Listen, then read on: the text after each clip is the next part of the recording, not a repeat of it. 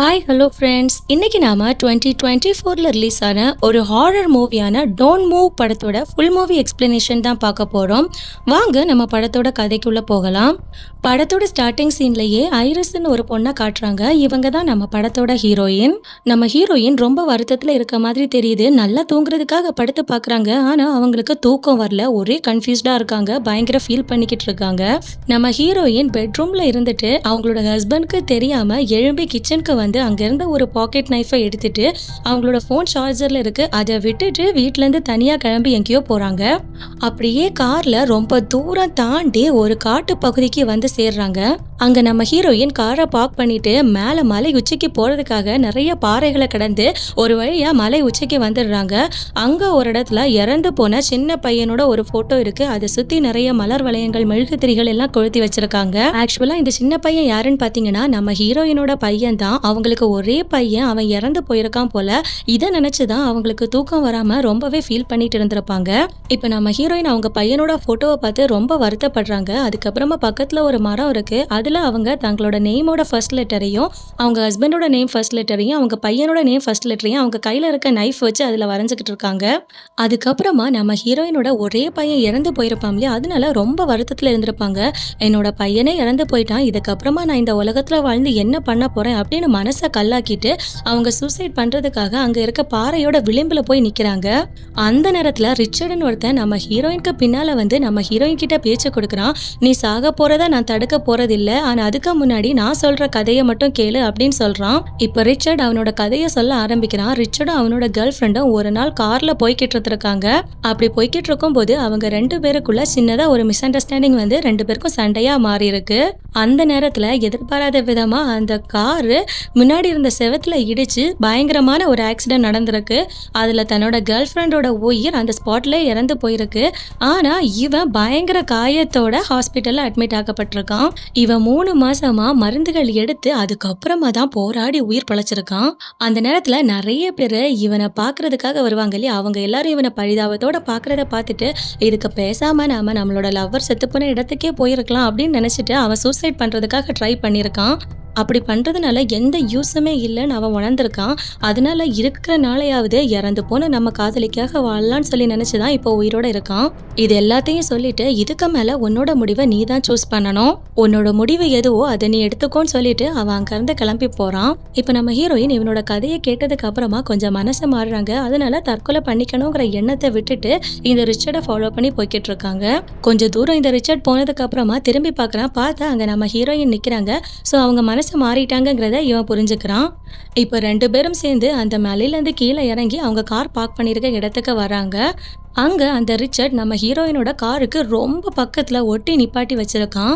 இப்ப நம்ம ஹீரோயினும் என்ன நீங்க காப்பாத்திருக்கீங்க, அதுக்காக நன்றின்னு சொல்லிட்டு இன்னொரு நாள் நமக்கு வாய்ப்பு இருந்தா நம்ம மீட் பண்ணலாம் அப்படின்னு சொல்லிட்டு அவங்க கார்ல ஏறுறதுக்காக போறாங்க.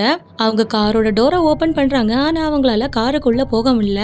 உடனே இந்த ரிச்சர்டும் அவனோட கார்ல இருந்துட்டு அவன் கார் கண்ணாடியை ஓபன் பண்ணி என்னங்க உள்ள ஏற முடியலையா, இருங்க நான் வந்து ஹெல்ப் பண்றேன் அப்படின்னு சொல்லிட்டு கையில ஒரு கொடையோட வந்தவன் சுத்தி எல்லா இடத்தையும் பாக்குறான். பார்த்துட்டு அவகிட்ட நல்லா பேசிட்டு அவ பக்கத்துல போறான். நம்ம ஹீரோயினும் என்னடா இது சம்பந்தமே இல்லாம இவன் கொடையோட வரானேன்னு சொல்லி யோசிக்கிறாங்க. ஆனா அதுக்குள்ள அவன் கொண்டு வந்த கொடையில எலக்ட்ரிக் கன்னை வச்சிருக்கான். அதை வச்சு நம்ம ஹீரோயினுக்கு ஷாக் கொடுத்து மயக்கம் போட வச்சுட்டான்.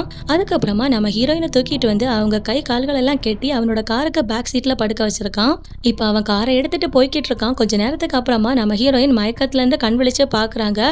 ரொம்ப பயப்படுறாங்க. என்ன நடக்க போகுதுன்னு அவங்களுக்கு எதுவுமே தெரியல. அதுக்கப்புறமா நம்ம ஹீரோயின் ஒரு ஸ்மார்ட் வாட்ச் போட்டிருப்பாங்க. அதனால தப்பிக்கிறதுக்காக ஏதாச்சும் வழி பண்ணலாம்னு சொல்லிட்டு அதுல அவங்களோட ஹஸ்பண்ட்க்கு கால் பண்ண ட்ரை பண்றாங்க. ஆனா அவங்களோட கெட்ட காலம் கால் போகல, ரேஞ்ச் கிடைக்கல, அது காட்டு பகுதினால. இப்போ நம்ம ஹீரோயினுக்கு ஒரு ஐடியா வருது. என்னன்னா அவங்க வீட்டிலேருந்து கிளம்பி வரும்போது பாக்கெட் நைஃப் ஒன்று எடுத்து வச்சிருப்பாங்க பார்த்தீங்களா, அதை வச்சு எப்படியாவது இந்த கையில் கெட்டு போட்டிருக்கதை அறுத்து நம்ம எப்படியாவது தப்பிக்கலாம்னு சொல்லி ஒரு முடிவு எடுக்கிறாங்க. அதனால அந்த ரிச்சர்டுக்கு தெரியாமல் அவங்ககிட்டயே பேச்சு கொடுத்து மெதுவாக அவங்க பாக்கெட்டில் இருக்க அந்த கத்தியை எடுக்க ட்ரை பண்ணுறாங்க. இப்போ அந்த கத்தி எடுத்து அவங்க கையில் கெட்டு போட்டிருக்கதை கட் பண்ணிக்கிட்டு இருக்காங்க. இப்போ நம்ம ஹீரோயினும் என்னை ஏமாத்துறதுக்காக நீ ஒரு கதையை சொன்ன பத்தியா, அதாவது உண்மைதானா, உனக்கு கேர்ள் ஃப்ரெண்டுன்னு ஒருத்தி இருந்தாளா, அவள் செத்து போனாளா, இல்லை அதுவும் இதுவும் கதையா அப்படின்னு சொல்லி கேட்குறாங்க. அதுக்கு அந்த ரிச்சர்டும், நான் லவ் பண்ணது, எனக்கு கேர்ள் ஃப்ரெண்ட் இருந்தது எல்லாமே உண்மைதான். அதுக்கப்புறமா அவள் செத்து போனதுக்கு அப்புறமா காதல் விரக்தியில அவன் காட்டுக்குள்ள வந்திருக்கான். அங்க இருக்க ஒரு வீட்டில் தான் இப்போதைக்கு இருக்கிறேன், உன்னை அங்கதான் கூட்டிட்டு போக போறேன் அப்படின்னு சொல்றான். இப்ப நம்ம ஹீரோயினும் அவங்க கையில இருந்த அந்த கயிறை கட் பண்ணிட்டாங்க. உடனே அந்த கத்தி எடுத்து அவனை குத்தலான்னு சொல்லிட்டு போறாங்க. அவங்க அட்டாக் பண்றாங்க. ஆனா அவன் தப்பிச்சிடுறான். அதுக்கப்புறமா அவன் கூட சண்டை போடுறாங்க. அந்த சண்டையில அவங்க அவனோட தொடையிலேயே கொத்திட்டாங்க. அதுல அவனோட காரு ஒரு மரத்துல போய் இடிச்சு ஆக்சிடென்ட் ஆகுது. ஆனா 2 பேருக்கும் பெருசா அடிபடல. இப்ப நம்ம ஹீரோயினும் அந்த கார்ல இருந்து இறங்கி தப்பிக்கிறதுக்காக ட்ரை பண்றாங்க. ஆனா முடியல. இப்ப ரிச்சர்டுக்கும் நம்ம ஹீரோயினுக்கும் பயங்கரமா சண்டை நடக்குது. இந்த சண்டையில அந்த ரிச்சர்டோட கழுத்துல அவன் போட்டிருந்த சீட் பெல்ட் மாட்டுது. அதை பிடிச்சி எப்படியாவது கழுத்தை நெரிச்சு கொலை பண்ணலான்னு நம்ம ஹீரோயின் ட்ரை பண்றாங்க. ஆனா அவங்களால முடியல. இப்ப 2 பேருக்கும் நடந்த பயங்கரமான ஃபைட்ல நம்ம ஹீரோயின் எப்படியோ தப்பிச்சு அந்த கார்ல இருந்து வெளியே வந்துடுறாங்க.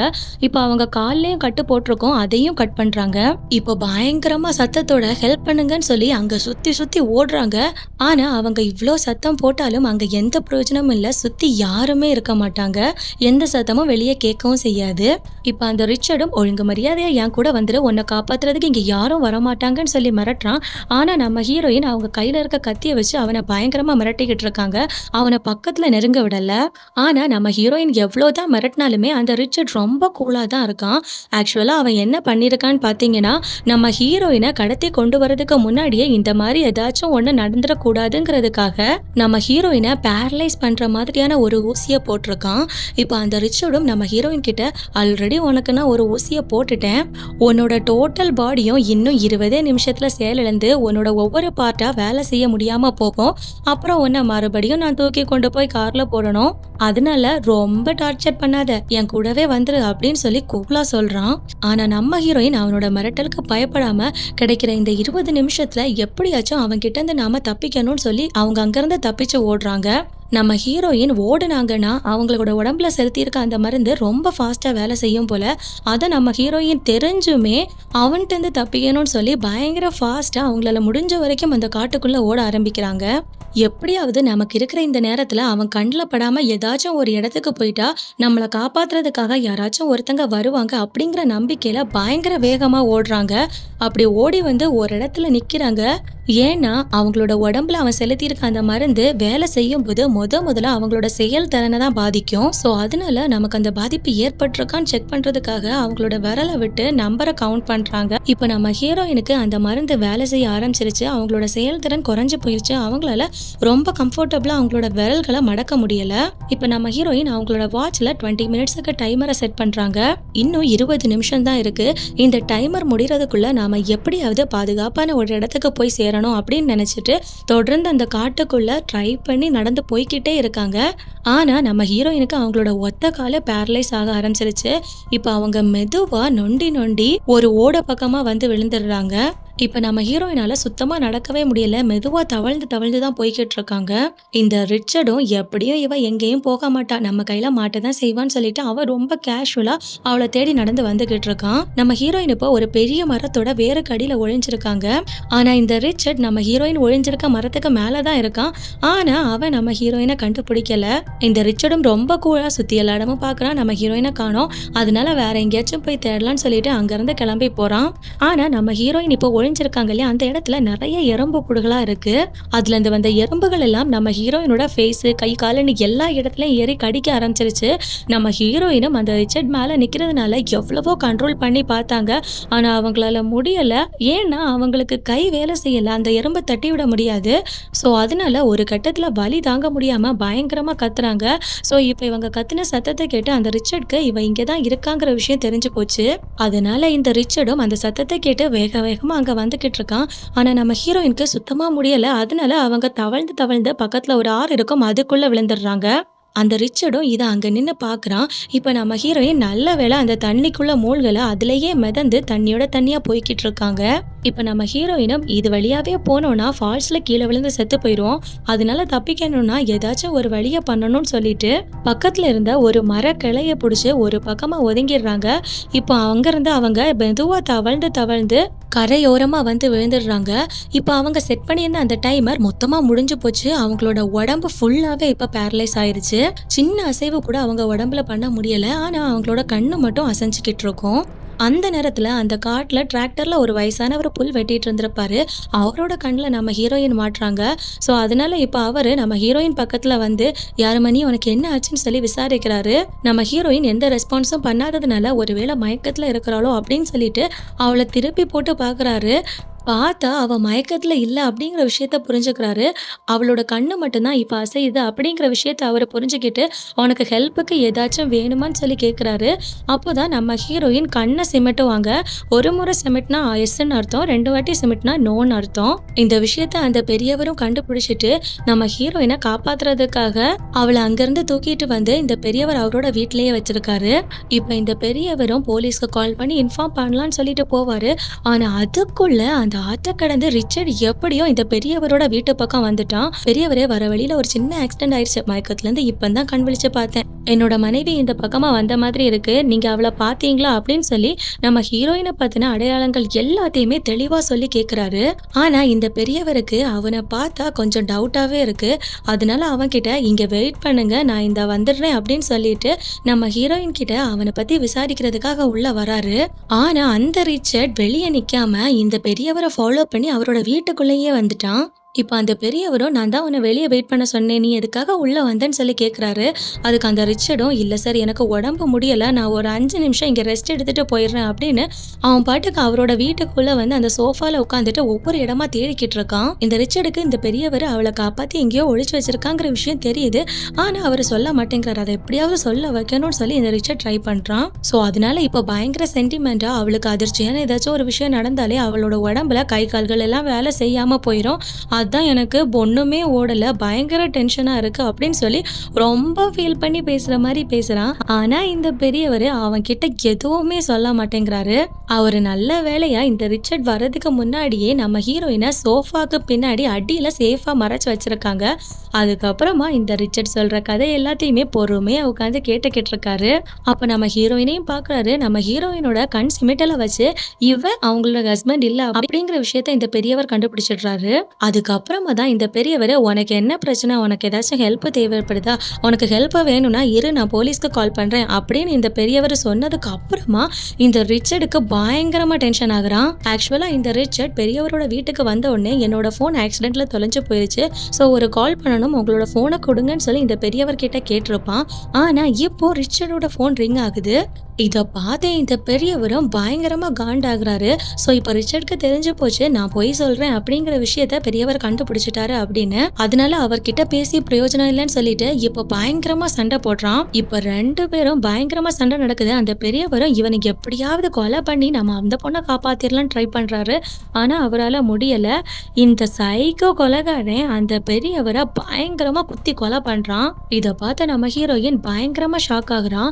இப்போ ரிச்சர்டும் இந்த பெரியவர் எங்க தான் அவளை ஒளிச்சு வச்சிருக்கான் அப்படிங்கிறத கண்டுபிடிக்கிறதுக்காக எல்லா இடமும் செக் பண்ணி பார்க்கறான். ஆனா எங்கேயுமே அவனால கண்டுபிடிக்க முடியல.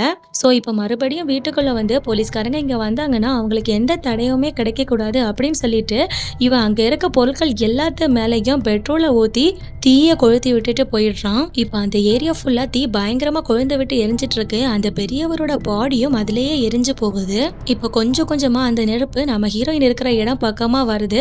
அந்த நேரத்துல வெளியில அந்த ரிச்சர்ட் அவனோட காரை எடுத்துட்டு கிளம்ப பாக்குறான். ஆனா அவனோட கார் ஸ்டார்ட் ஆக மாட்டேங்குது. இப்ப இந்த தீயில எரிஞ்சு சாகுறதுக்கு எப்படியாச்சும் நம்மளால தப்பிக்க முடியுமா ட்ரை பண்ணலாமேன்னு சொல்லிட்டு வேணும்னே நம்ம ஹீரோயின் அந்த வீட்டுக்குள்ள இருக்கிற மாதிரி அந்த ரிச்சர்ட்க்கு தெரியப்படுத்துறதுக்காக அந்த ஜன்னல் பக்கமா இருக்கிற ஷட்டரோட கயிறை கொஞ்சம் கொஞ்சமா அவங்க நகர்ந்து இழுத்து பாக்குறாங்க.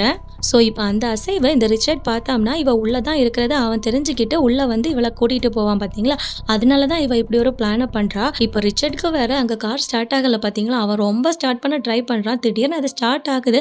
அந்த நேரத்துல அவன் திரும்பி பார்க்கும் போது இந்த அசைவை பாக்குறான். ஸோ அதனால இவ உள்ளதான் இருக்கா அப்படிங்கிற விஷயத்த தெரிஞ்சுக்கிட்டு வீட்டுக்குள்ள வந்து அந்த சோஃபாவை தள்ளி விட்டு அவளை தூக்கி கார்ல உட்கார வச்சுட்டு உன்னால தேவையில்லாம ஒரு பெரியவரை கொலை பண்ண வேண்டியதா போச்சு அப்படின்னு அவளோட கழுத்தை திருப்பி அங்க அந்த பெரியவரோட வீடு பத்திக்கிட்டு எரிஞ்சிட்டு இருக்கோம் பாத்தீங்களா, அதை காட்டி கொடுக்குறான்.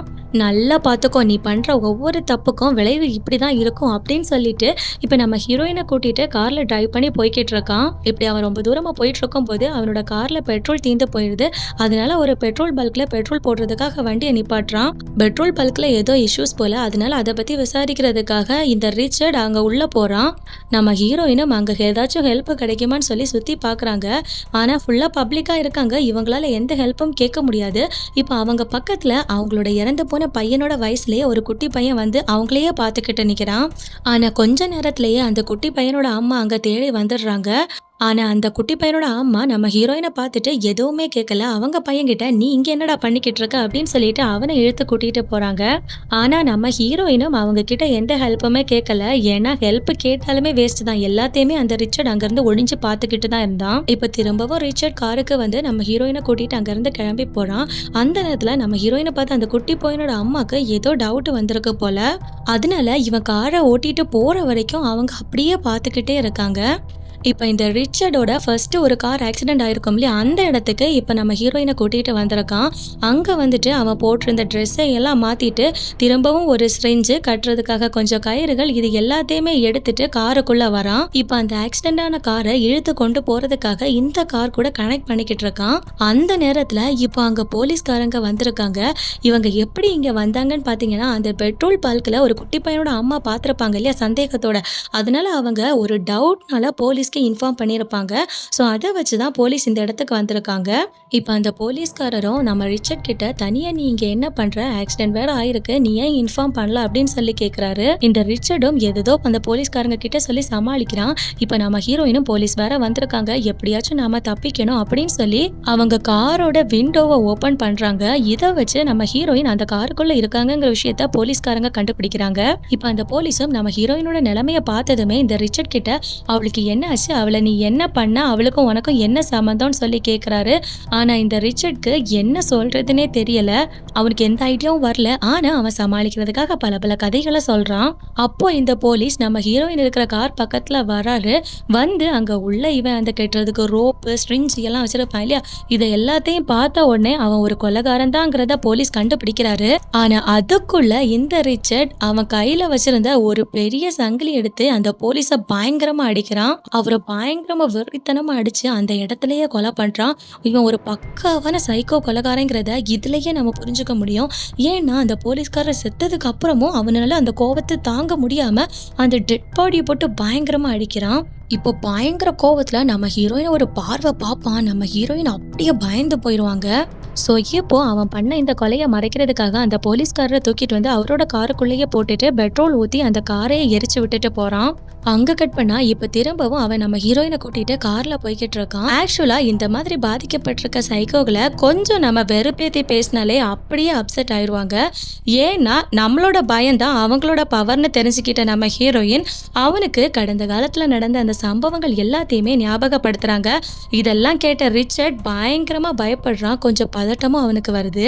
இப்போ நம்ம ஹீரோயினும் நீ ஒரு கொலைக்காரன், உன்னோட மைண்டு ஃபுல்லாகவே கன்ஃபியூஸ்டாக இருக்கு, நீ என்ன பண்ணுறன்னு உனக்கே தெரியல அப்படின்னு அவனை வெறுப்பேற்றுற மாதிரியே பேசுகிறாங்க. ஆனால் இதை அந்த ரிச்சர்டால் ஏற்றுக்கவே முடியலை. ஆக்சுவலாக ஒரு சைக்கோக்காரங்களை யாராச்சும் நம்ம வெறுப்பேற்றுற மாதிரி பேசினோன்னா அதை அவங்களால வெளிப்படுத்த முடியாமல் வேற மாதிரி டைவர்ட் ஆவாங்க. அதைத்தான் இப்போ நம்ம ஹீரோயின் பண்ணிக்கிட்டு இருக்காங்க. ஸோ அதனால இந்த ரிச்சர்ட் இப்போ கோவத்தில் வேகமாக அந்த காரை திருப்பிட்டு வேற எங்கேயோ கூட்டிகிட்டு போய்கிட்டு இருக்கான். அப்படி ரொம்ப தூரம் போனதுக்கு அப்புறமா ஒரு காட்டுக்குள்ள தடை பண்ணப்பட்ட ஒரு இடத்துல வந்து காரை நிப்பாட்டுறான். ஆக்சுவலாக இது தடை செய்யப்பட்ட பகுதி கிடையாது. ஏன்னா இவனே தான் அந்த இடத்த தடை செய்யப்பட்ட மாதிரி ஒன்று கிரியேட் பண்ணி வச்சிருக்கான். அதுக்கு பூட்டு போட்டிருக்க சாவி கூட இவன் கையில தான் இருக்கு. அதை வச்சு அவன் அந்த சாவியை ஓப்பன் பண்ணி உள்ள கூட்டிட்டு போறான். இப்போ அவன் எங்க கூட்டிட்டு வந்திருக்கான்னா காட்டுக்குள்ள அவனுக்கு ஒரு வீடு இருக்குன்னு சொல்லியிருப்பான் இல்லையா, அந்த இடத்துக்கு தான் கூட்டிட்டு வந்திருக்கான். இப்போ நம்ம ஹீரோயினும் நீ என்ன கண்டிப்பா கூட்டிட்டு போய் கொலை பண்ணதான் போற, இதைத்தானே நான் ஸ்டார்டிங்லயே சூசைட் பண்றேன்னு சொல்லிட்டு போனேன், நீ தானே வந்து என்கிட்ட பேசி என்னோட மனசை மாத்தி திரும்ப கூட்டிட்டு வந்து இப்ப திரும்ப நீயே கொலை பண்ண போற, ஆமா, உன்னோட குறிக்கோள் தான் என்ன. இப்பவாச்சும் அத சொல்லி தொல அப்படின்னு சொல்லி கேட்குறாங்க. அதுக்கு அந்த ரிச்சர்டும், "நீ சாகுறதெல்லாம் நான் தடுக்கல. அத நான் மாத்தி தான் அமைச்சேன். ஏன்னா, இதுதான் உன்னோட தலைவிதின்னு" சொல்றான். இப்ப நம்ம ஹீரோயினும், "அப்படியெல்லாம் ஒண்ணும் கிடையவே கிடையாது" அப்படின்னு சொல்லிட்டு, நம்ம ஹீரோயினுக்கு போடுறதுக்காக இந்த ரிச்சர்ட் இன்னொரு ஊசிய வச்சிருப்பான் இல்லையா? அத நம்ம ஹீரோயின் எடுத்து இந்த ரிச்சர்டோட கால்லயே குத்துறாங்க. ஆனா, நம்ம ஹீரோயின் பேரலைஸா தானே இருப்பாங்க. அதனால ஒழுங்கா அவங்களால அந்த ஊசிய குத்த முடியல. ஸோ, இப்ப இந்த ரிச்சர்டும், "இனிமே இந்த மாரி முயற்சியெல்லாம் எடுக்காத. உன்னோட இந்த கேவலமான முயற்சினால பல பேரோட உயிர கொல்ல வேண்டியதா போச்சு. உன் ஒருத்தி உயிர எடுக்கிறதுக்காக எத்தன பேரோட உயிர நான் எடுத்திருக்கேன் பாத்தியா?" அப்படின்னு சொல்லிட்டு அவன் சொல்றான். இதனால நம்ம ஹீரோயின் பயங்கர கோவத்துல, அதுக்கப்புறமா அவங்களால என்ன பண்றதுன்னு கூட தெரியல. அதனால கோவத்துல பயங்கரமா கத்துறாங்க. இப்ப அந்த ரிச்சர்டு அவனோட கையில கன்னு, கத்தி இது எல்லாத்தையுமே எடுத்து வச்சுட்டு நம்ம ஹீரோயின அப்படியே இழுத்து கொண்டு வந்து ஒரு போட்ல ஏத்துறான். இப்ப அவன் போட்ட எடுத்துட்டு அந்த பக்கம் கரைக்காக கிளம்பி போய்க்கிட்டு இருக்கான். அப்படி போயிட்டு இருக்கும்போது கடைசியா ஒரே ஒரு ட்ரை நம்ம பண்ணலாம். நமக்கு லக் இருந்துன்னா நாம தப்பிக்கலாம். இல்லன்னா அவன் கையாலவே செத்து போலாம் அப்படின்னு சொல்லி நம்ம ஹீரோயின் நினைச்சிட்டு அவன நம்ம பக்கம் திசை திருப்புறதுக்காக நம்ம ஹீரோயின் பயங்கரமா அழுக ஆரம்பிக்கிறாங்க. அப்ப இந்த ரிச்சர்டும் நம்ம ஹீரோயின் கிட்ட, "ஏன் என்னாச்சு? என்ன பிரச்சனைன்னு?" சொல்லி கூப்பிட்டு கேட்குறான். அப்ப நம்ம ஹீரோயினும், "எப்படியும் இன்னும் கொஞ்ச நேரத்துல என்ன நீ கொல்லதான் போற. கடைசியா எனக்கு நீ ஒரு வாய்ப்பு கொடு. என்னோட பையனோட ஒரு பொம்மை என்னோட பேக் பாக்கெட்ல இருக்கு. அதை மட்டும் நீ எடுத்து கொடுத்தன்னா கடைசியா அவனோட நினைவோடையே நான் இறந்து போயிருவேன்" அப்படின்னு சொல்றாங்க. இந்த ரிச்சர்ட் இவ்வளோ சைக்கோத்தனமா இருந்தாலும் கொஞ்சம் சென்டிமெண்ட் இருக்கு போல. அதனால நம்ம ஹீரோயினோட பேச்சை கேட்டு நம்பி அவங்க பின் பாக்கெட்லேருந்து அந்த பொம்மையை எடுக்க ட்ரை பண்ணுறான். அப்போதான் நம்ம ஹீரோயின் இந்த ரிச்சர்ட் அவன் பின்னாடி ஒரு கத்தியை வச்சிருப்பான். அதை எடுத்து அவனோட கழுத்துலேயே பயங்கரமாக குத்துறாங்க. அவ்வளோதான், அவனுக்கு ரத்தம் பீரிட்டு பாஞ்சுக்கிட்டு இருக்கு. ஸோ அதனால இப்போ இந்த ரிச்சர்ட் அவன் கையில் இருந்த கன்னை எடுத்து ஷூட் பண்ணலான்னு ட்ரை பண்ணுறான். ஆனால் நம்ம ஹீரோயின் போட்டை பயங்கரமாக ஷேக் பண்ணிக்கிட்டே இருக்காங்க. அதுக்கப்புறமா அவன் கையில் இருந்த அந்த கன்னை தட்டி விட்டுட்டு அவனை தண்ணிக்குள்ளே உள்ள வச்சுட்டாங்க. இப்போ ரொம்பவே கஷ்டப்பட்டு பக்கத்தில் இருக்க ஒரு கன்னை நம்ம ஹீரோயின் எடுக்கிறதுக்காக ட்ரை பண்ணுறாங்க. அந்த நேரத்துல தண்ணிக்குள்ள விழுந்த ரிச்சர்ட் செத்து போகல, தண்ணிக்குள்ளேருந்து இப்ப உயிரோட எழும்பி போட்டுக்குள்ள வர பாக்குறான். கரெக்டா அந்த நேரத்துல நம்ம ஹீரோயினோட கையில கன் கிடைச்சிருச்சு. உடனே அதை எடுத்து அவனை தாறுமாறா ஷூட் பண்றாங்க. இப்படி இவங்க ஷூட் பண்ணதுனால அவனும் தண்ணிக்குள்ள விழுந்துட்டான். இப்ப நம்ம ஹீரோயின் கன் ஷூட் நடத்தினதுனால 1-2 புல்லட் போட்லயே ஷூட் ஆயிருக்கு. ஸோ அதனால போட்டு டேமேஜ் ஆகி தண்ணி எல்லாமே இப்ப போட்டுக்குள்ள வர ஆரம்பிக்குது. நம்ம ஹீரோயின் அந்த சைக்கோ கொலைகாரங்கிட்ட இருந்து தப்பிச்சும் இந்த தண்ணியில இப்ப மாட்டிட்டாங்க. அந்த தண்ணியில அப்படியே நம்ம ஹீரோயின் இப்ப மூழ்குறாங்க. நம்ம ஹீரோயின் இறந்துட்டாங்கன்னு நினைப்போம். ஆனா அதுதான் இல்ல. டக்குன்னு நம்ம ஹீரோயின் மேல எந்திரிச்சு உயிரோட அதுல இருந்து கரை ஒதுங்கி வராங்க. இப்ப இன்னும் ஒரு பங்கமான ட்விஸ்ட் என்னன்னு பாத்தீங்கன்னா, அந்த குண்டடிப்பட்டு தண்ணிக்குள்ள விழுந்த ரிச்சர்ட் செத்து போயிட்டான்னு நாம நினைப்போம். ஆனா அவன் இன்னும் சாகல. அவன் இன்னும் உயிரோட தான் இருக்கான். ஆனா ரொம்ப நேரம் உயிரோட இருப்பாங்கிறது தெரியல. அவன் கொஞ்சம் உயிருக்கு போராடிக்கிட்டு தான் இருக்கான். அவன் அப்படி உயிருக்கு போராடிக்கிட்டு இருக்கிறத நம்ம ஹீரோயின் தூரத்துல இருந்து பாக்குறாங்க. அவனை அப்படியே விட்டுட்டு போகாம அவன் பக்கத்துல வந்து அவன் அவ்வளோ டார்ச்சர் பண்ணியிருக்கான். இருந்தாலும் நம்ம ஹீரோயின் அவனை பார்த்து, "நீ பண்ணதுக்கு எல்லாத்துக்குமே ரொம்ப நன்றி" அப்படின்னு சொல்லிட்டு அங்கிருந்து போறாங்க. ஆக்சுவலா இவங்க எதுக்காக இந்த ரிச்சர்ட் கிட்ட நன்றி சொல்லியிருப்பாங்கன்னு பார்த்தீங்கன்னா, அவங்க ஸ்டார்டிங்ல சூசைட் பண்றதுக்காக போனப்பவே அவங்க சூசைட் பண்ணியிருந்தாங்கன்னா, இப்படி கஷ்டப்பட்டு போராடி உயிர் வாழணும் அப்படிங்கிற ஒரு நிலைமை அவங்களுக்கு வந்திருக்காது. இப்போ அவங்களுக்கு உயிரோட மதிப்பு என்னன்னு தெரிஞ்சதுனால அவங்க அந்த ரிச்சர்ட்க்கு நன்றி சொல்லிட்டு அங்கேருந்து கிளம்புறாங்க. இவ்வளோதான் படம். இந்த படம் உங்களுக்கு பிடிச்சிருந்ததுன்னா படம் எப்படி இருக்குன்னு மறக்காம கமெண்ட் செக்ஷன்ல கமெண்ட் பண்ணுங்க. மேலும் வேற ஒரு இன்ட்ரெஸ்டிங்கான மூவில உங்களை சந்திக்கிறேன். Thank you, by.